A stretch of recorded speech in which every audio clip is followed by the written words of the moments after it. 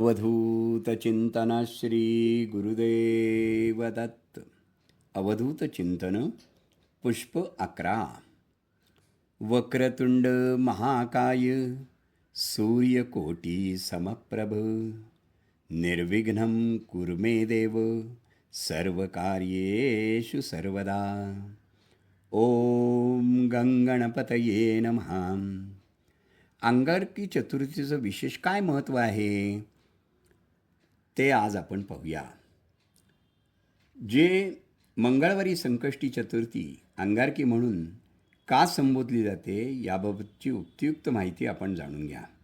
आपल्या हिंदू धर्मातली सहसा सर्व गणेश भक्त संकष्टी चतुर्थीच्या दिवशी उपवास करतात. आपापल्या घरी संध्याकाळी देवाऱ्यात मंगलमूर्ती श्री गणेशाची पूजा करतात. बाप्पाला दुर्वा वाहतात, मोदक वाहतात, अर्पण करतात, तांबडी फुलं वाहतात आणि चंद्रोदयानंतर मात्र गणपतीचे श्लोक वाचून मगच हा उपवास सोडला जातो.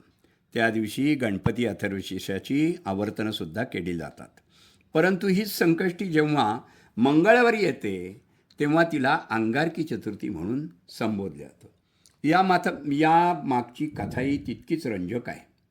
कलियुगात अवंती नगरीमध्ये वेदवेत्ते अग्निहोत्री ऋषी भारद्वाज हे महान गणेश भक्त होते. त्यांनी त्या युगापासून मानवी सृष्टीला गणेश पूजेचं महत्त्व पटवून दिलं होतं. या ऋषींकडूनच पृथ्वीच्या गर्भातून अंगारक नावाचा एक जास्वंदी वृक्षाच्या सान्निध्यात रक्तवर्णीय भौमपुत्र जन्माला आला. तो 7 वर्षाचा झाल्यावर पृथ्वीने त्याला पुन्हा भारद्वाज ऋषींच्या स्वाधीन केले होते. ऋषींनी त्याचं उपनयन केलं, वेद शिकवले आणि गणेश मंत्र देऊन उपासना करायला सांगितले.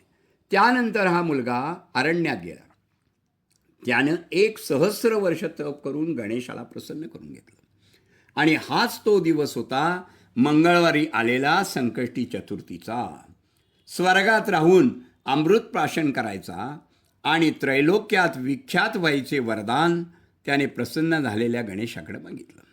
यावर गणेशानं सुद्धा आपल्या परमभक्ताला हे वरदान दिलं की यापुढे भविष्यात येणाऱ्या मंगळवारची जी संकष्टी चतुर्थी ही तुझ्याच नावाने अंगारिका या नावाने ओळखली जाऊन संबंधित उपासकाळ 21 संकष्टी केल्याची फलप्राप्ती या चतुर्थीमुळे मिळेल आणि तुझ्या या 1,000 वर्षाच्या तपश्चर्येचे पुण्य युगानुयुगे त्याच्यातही वाटले जाऊन त्यांच्या इच्छित मनोकामनाही पूर्ण होतील आणि ते ऋणमुक्त होतील. अशा प्रकारे त्रैलोक्यात तू सुविख्यात होशील आणि तुझे नाव भूमिपत्र म्हणून भौम अंगारका सारखा लाल आहेस म्हणून अंकाकर व शुभ करण्याची शक्ती असेल म्हणून मंगळ या नावाने तुला ब्रह्मांडातल्या आकाशात ग्रहामध्ये स्थान मिळेल. तू सदैव अमृतपान करशील. त्यामुळेच गणेशाच्या या वरदानामुळे तेव्हापासून अंगारकी चतुर्थीला अत्यंत विशेष महत्त्व आलं.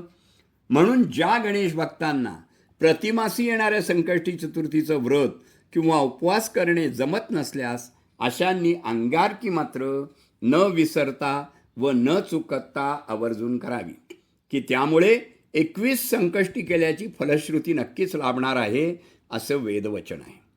म्हणून मंगळवारी येणारी संकष्टी चतुर्थी ही अंगारक योग असल्याने आपल्याशी मनोकामना पूर्ण होण्यासाठी अथवा अडकलेले महत्त्वाचे इप्सित कामे मार्गी लागण्यासाठी इच्छुकांनी अंगारकी चतुर्थी अवश्य करावी. त्या दिवशी गणपती अथर्वशीर्ष म्हणावं, कारण या ब्रह्मांडातील मंगळ ग्रहाच्या पुण्यलहरी कैक सहस्त्रपटीने पृथ्वीकडे आकर्षित होत असतात. त्यामुळे कोणीही चतुर्थी धरणाऱ्यास त्या पुण्यलहरीचा त्याला निश्चित फायदा होतो, हे निश्चित. आणि या दिवशी मात्र खालील श्लोक म्हणून चंद्रदर्शन करूनच उपवास सोडावा आणि तेही ध्यानात असू द्यावे की कुणाच्याही सांगण्यावरून स्वतःच्या मनाने कोणत्याही परिस्थितीत संपूर्ण दिवसाचा अखंड उपवास धरून दुसऱ्या दिवशी उपवास सोडण्याची पद्धत अवलंबू नये. कारण मुळात बाप्पाला भूक अनावर होत असल्याने त्याला त्याचे भक्तगण उपाशीपोटी झोपलेले कदापि रुचत नाहीत. म्हणून त्याच्याच आदेशानुसार चतुर्थीला चंद्रदर्शन करून उपवास सोडणे केव्हाही श्रेयस्कर आणि फलप्राप्तीदायक आहे.